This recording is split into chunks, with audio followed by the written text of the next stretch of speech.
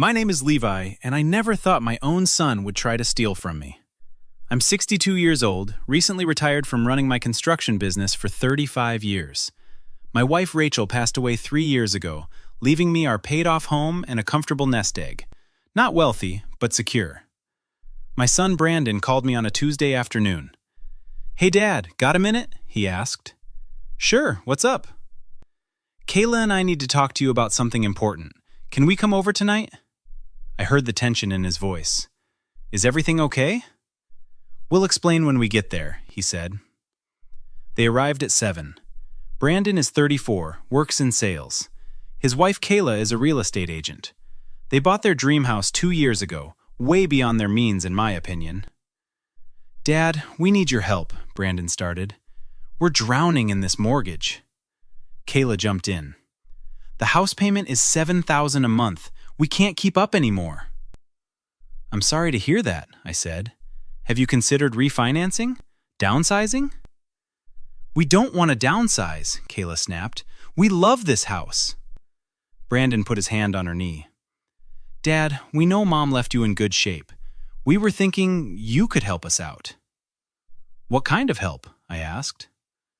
"We need you to pay off the mortgage," he said. "It's $700,000. I nearly choked. "You want me to give you $700,000? "Not give," Kayla corrected. "It would be an early inheritance. We need it now, not when you're gone." "That's not happening," I said firmly. "That money is for my retirement and health care.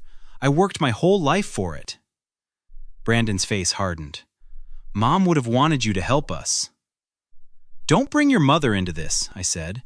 "She would have told you to live within your means." "So that's it?" Kayla stood up. "You're just going to let us lose our house?"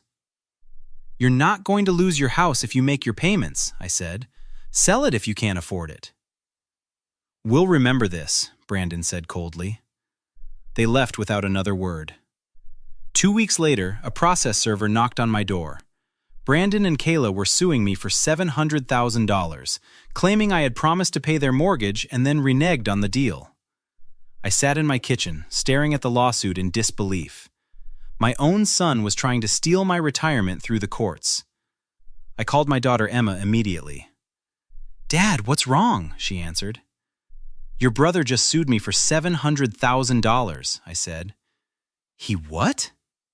I explained everything. The demand, my refusal, the lawsuit claiming I'd made a promise. "That's insane," Emma said. "You never promised them anything, right?" "Never. Not a word." "We need to fight this," she said. "I'm calling my friend Sarah Mitchell. She's a lawyer who handles exactly this kind of case." "I can't believe it's come to this," I said. "Brandon's been acting entitled for years," Emma said. "Kayla's made it worse. She's always pushing him to keep up with her rich friends." "What kind of parents did we fail to be?" I asked.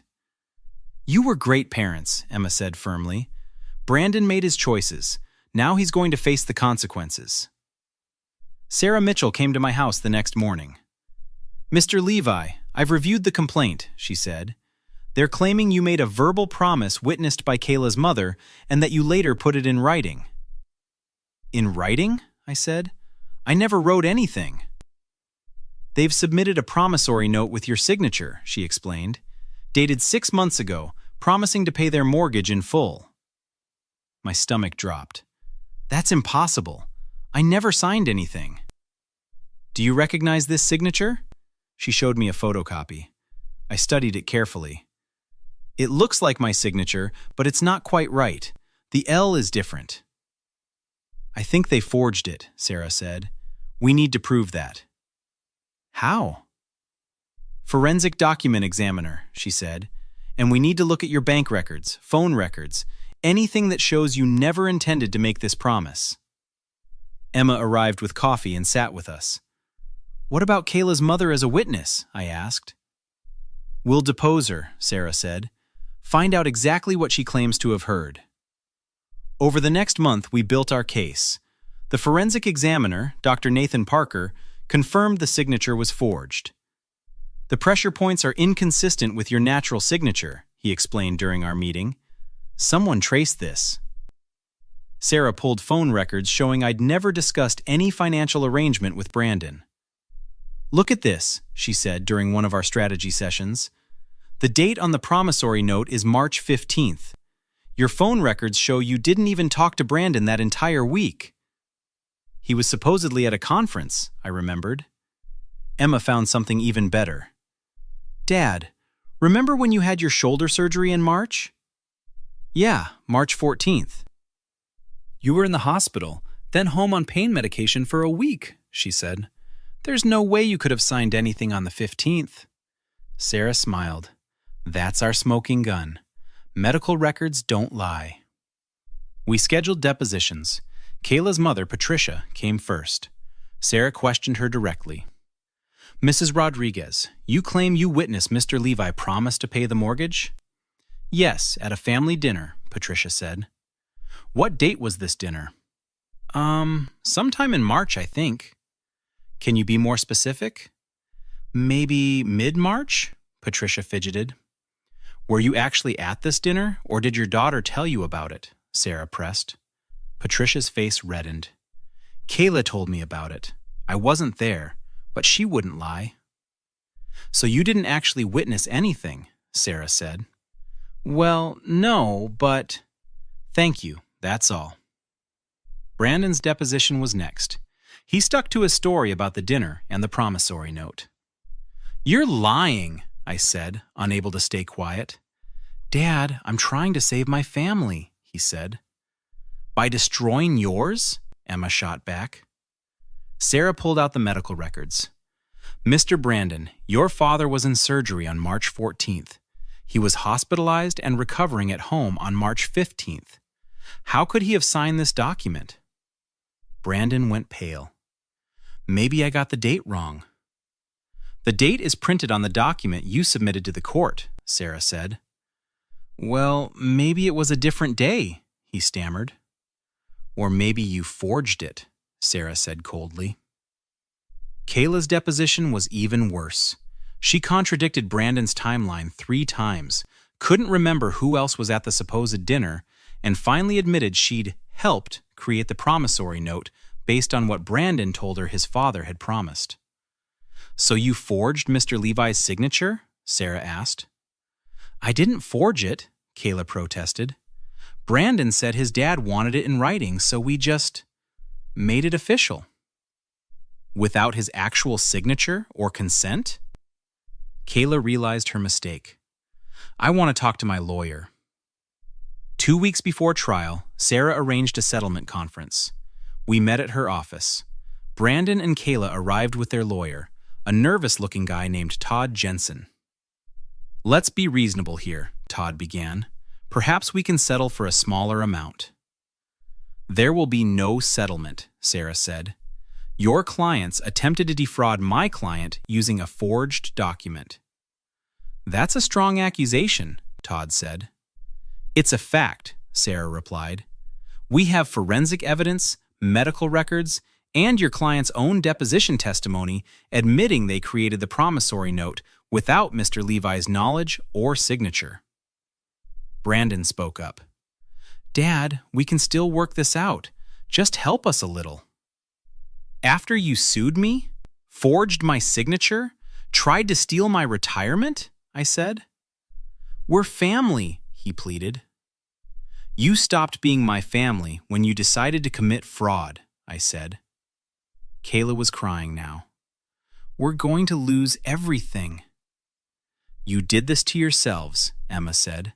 "You could have sold the house, downsized, but you wanted someone else to pay for your lifestyle."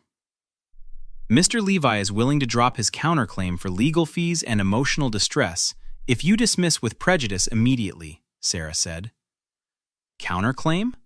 Todd looked confused. "We're suing for $25,000 in legal fees, plus defamation damages," Sarah explained. "Your clients filed a fraudulent lawsuit that damaged Mr. Levi's reputation and caused severe emotional distress." Brandon looked at his lawyer. "Can they do that?" "They already did," Todd said weakly. "It was filed yesterday." "This is your only chance," Sarah continued. Dismiss your lawsuit right now and we'll drop the counterclaim. If we go to trial, we're asking for sanctions, and we'll refer this matter to the district attorney for criminal fraud charges." The room went silent. "I could go to jail?" Kayla whispered.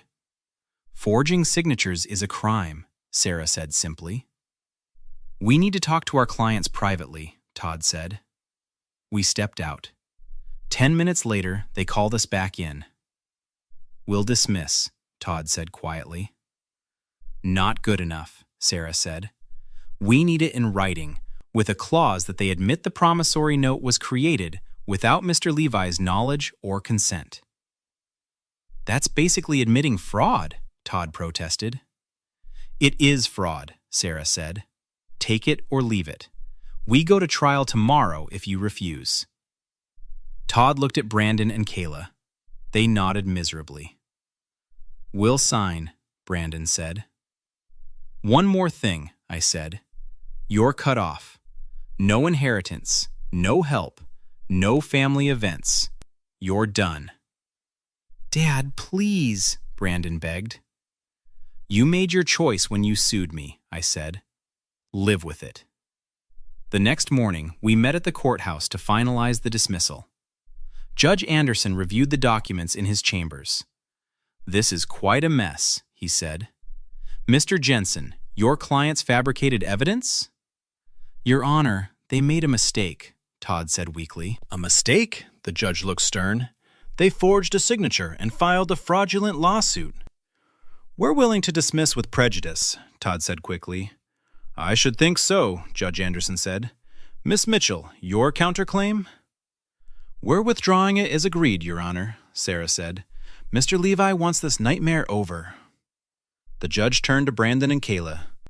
"You understand you're admitting this promissory note was false?" "Yes, Your Honor," Brandon mumbled. "Speak up," the judge ordered. "Yes, Your Honor," Brandon said louder. "I'm going to tell you something," Judge Anderson said. "I've been a judge for 20 years. I've seen a lot of family cases. But trying to defraud your own father? That's a new low." Kayla started crying again. "Your Honor, they've learned their lesson," Todd said. "Have they?" The judge looked at them. "What do you have to say for yourselves?" Brandon stood. "We're sorry. We were desperate and made terrible choices."